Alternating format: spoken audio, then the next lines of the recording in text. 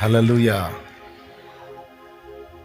దిగజారిన వేళ ఎరికో దిగిపోతిని, దిగిపోయిన వేళ దొంగలకు చిక్కి తిని. దిగజారిన వేళ ఎరికో దిగిపోతిని, దిగిపోయిన వేళ దొంగలకు చిక్కి తిని. దొంగల చేతికి చిక్కిన వేళ గాయపరచబడి తిని. గాయములను కట్టుమా సమరయుడా, గాయములను కట్టుమా సమరయుడా, నా మంచి సమరయుడా, ప్రభావ ప్రేమామయుడా, నా మంచి సమరయుడా,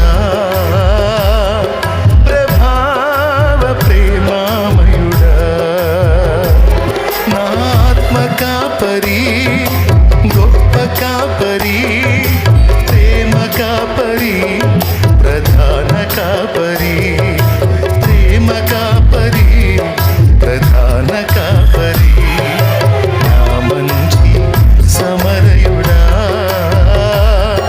ప్రభావ ప్రేమామయుడా, నా మంచి ప్రభావ ప్రేమామయుడా.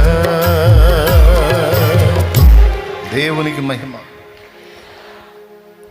లోకంలో ఉన్న అన్యులు ఈ బాపతలోనే ఉన్నారు.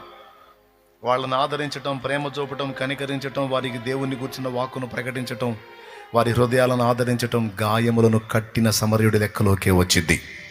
Point number 1. పాయింట్ నెంబర్ 2, రక్షణలోనికి వచ్చి మళ్ళా లోకంలోనికి దిగజారిన వాళ్ళు, యెరూషలేము అనుభవం నుండి ఎరికోకు దిగిపోయిన అనుభవంలో ఉన్నటువంటి వాళ్ళు ఒకప్పుడు యెరూషలేము అనుభవంలో ఉన్నారు. యెరూషలేము అనుభవంలో అక్కడి నుంచి మళ్ళీ ఇప్పుడు ఎరికో అనుభవంలోకి దిగిపోయారు. అంటే మళ్ళీ పాపంలోనికి పడిపోయారు. పాపంలోకి వెళ్ళిన సైతాన్ ఊరుకుంటాడా? చీల్చి చెండాడతాడా? ఇప్పుడు మళ్ళా వాళ్ళు దొంగల చేతికి చిక్కి గాయపరచబడిన పరిస్థితుల్లోకి వెళ్ళిపోతారు.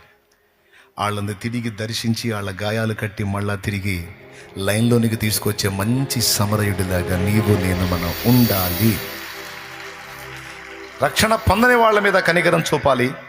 రక్షణ పొంది కూడా దిగజారిపోయిన వారి మీద నిశ్చయంగా మనం కనికరం చూపాలి. ఎంతమందికి అర్థమైంది?